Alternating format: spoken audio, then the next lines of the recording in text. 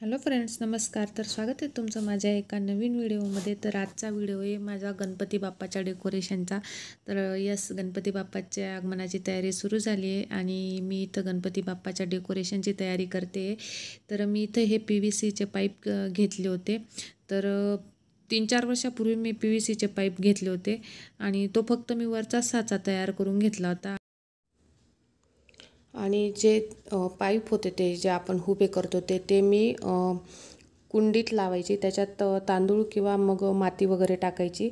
पण ते इतका हालायचा तो पूर्ण स्टँड, तर त्याच्यामुळे मग मी हा खालचा बेस आत्ता विकत आणला आहे.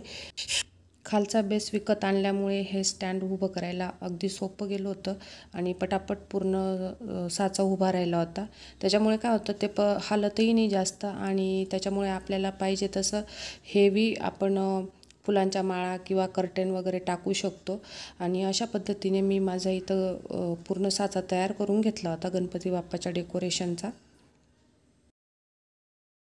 त्यानंतर हे जे PVC पाईप दिसत आहेत त्यांना मी आधी जे आपले क्राफ्टचे पेपर असतात त्यातला मी गोल्डन कलरचा पेपर घेऊन मी या सगळ्या पाईपला लावून घेतला होता. पण त्याच्याने काय प्रॉब्लेम होतो, ज्यावेळेस आपण ते एल्बोमध्ये ते पाईप लावत असतो त्यावेळेस ते कागद हातातून निसटत असतो किंवा मग त्याची जी शायनिंग असते ती गोल्डनची ती कमी होत जाते किंवा मग असं थोडा थोडा निघत जातो.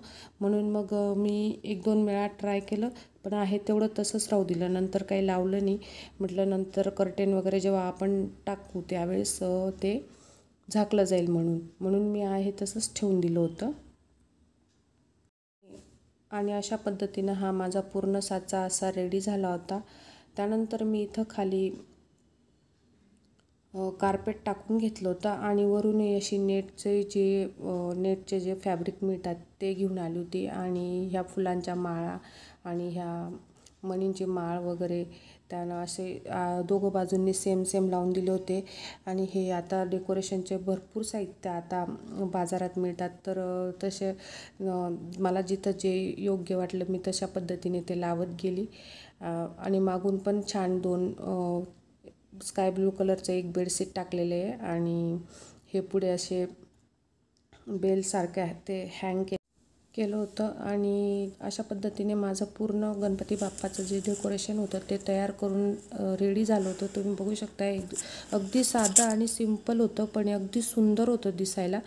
त्यानंतर इथं माझे बाप्पासुद्धा विराजमान झालेले होते आणि पूर्ण बाप्पा आल्यानंतर मी डेकोरेशन केलं होतं. अशा पद्धतीने साधं सोपं आणि सरळ डेकोरेशन माझं झालेलं होतं.